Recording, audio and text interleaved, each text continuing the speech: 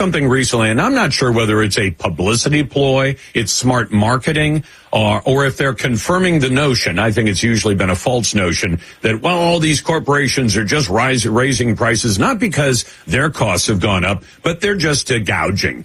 So I thought I'd put this to Brandon Arnold, who is executive vice president of the National Taxpayers Union, because Target says it's already cut the price of 1,500 items. It's going to cut the prices on 5,000 more essential household goods and such. Brandon, welcome back to the program. Thanks for having me again. So is this smart marketing, number one? Is it proof that they were just gouging all along? Something entirely differently from that Target is doing this thing? Well, it's hard to know for sure, but let me mention one thing that I think is an important bit of information, and that is the fact that Target's earnings report is coming out tomorrow morning. So that's a big moment for a big inflection point for the company. And the fact that this news comes right on the eve of it suggests that there may be something there worth witnessing, worth observing. And to me, what's most likely there is that consumer behavior has started to change.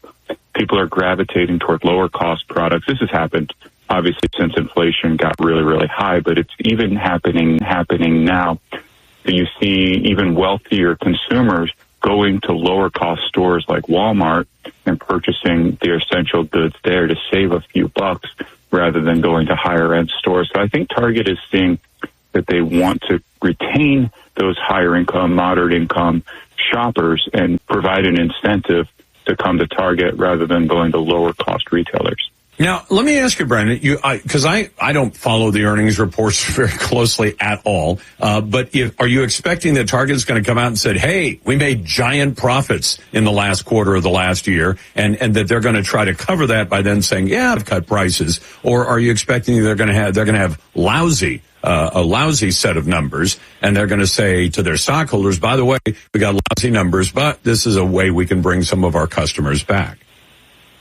Yeah, I'm always hesitant, let me say, to make market predictions because I don't want anyone to actually put their money where my mouth is. But I'll say this, my sense is that consumer behavior has started to shift away from stores like Target. And some of it's probably related to some of the issues you talked about, just people not liking their policies on social issues and so forth. But I think consumer demand is starting to weaken across the board. That is because so many Americans have maxed out their credit cards. They're swimming in debt right now. And inflation has not let up the way that we had all hoped that it would, the way that Biden had promised that it would. So, people are just being a little more economical in their purchases, shifting away from higher end purchases. And obviously that hurts the bottom line of all. Did anybody believe that nonsense when Biden said, I mean, this is the summer of 21, his first year in office, and he was asked about inflation, which took off then, not 8 months later when Russia invaded Ukraine, which gave him a convenient excuse to rest it on. But he said, oh, this inflation, it's temporary, it's transitory, it's 5 other synonyms, it's only for a while. And it's not only for a while. We're now 3 years into it with no end in sight, and all the indicators are it's going to, inflation's going to stay high. And I insist on calling 3.5% high because it's more than double what it was when Joe came into office, and it's at least 75% higher than it was for the previous decade Joe showed up at the White House. So, did anybody buy that at the time? I don't know. I mean, we all hope that he was telling the truth and hope that he was being honest, of course, because inflation hurts everybody, whether you're Republican, Democrat, Independent, what have you. But obviously his policies have made things a lot worse. He seems oblivious to this whole mess. Like you alluded to, he is saying that inflation was 9% when he took office. It was 1.4% when he took office. He's saying he drove down inflation. Well, first he spiked it into oblivion, and then he brought it down to, like you said, a little more than double what it was when he took office. Inflation is out of control. Biden isn't responsible for that, but obviously things like the American Rescue Plan Act supercharged inflation and has led to a lot of problems that are still working its way through the economic system. Virtually everything that he's done has made inflation worse, not better.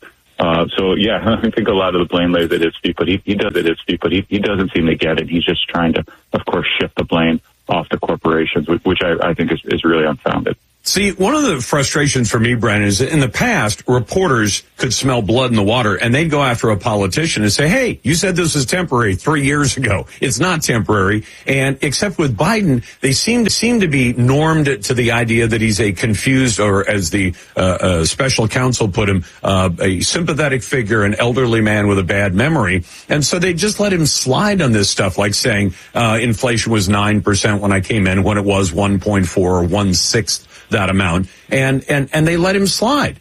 Instead of demanding answers on things that, as you say, have emptied the bank accounts of average Americans. Wages aren't keeping up. Prices are still high. It's not temporary. And the stimmy checks ain't coming anymore. So a lot of American families are in big trouble. And I'm seeing delinquencies rise on credit cards and cars, and probably mortgages behind that. This is not heading anyplace good. No, it's not. The solutions that he's offered up are really a joke. He's talked about going after corporations. Again, he refuses to take any blame. He refuses to have any responsibility for this mess.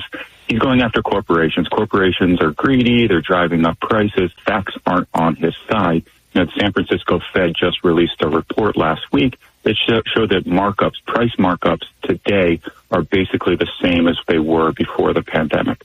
So corporations aren't using this opportunity to profit, to drive up prices the way that he would like you to believe.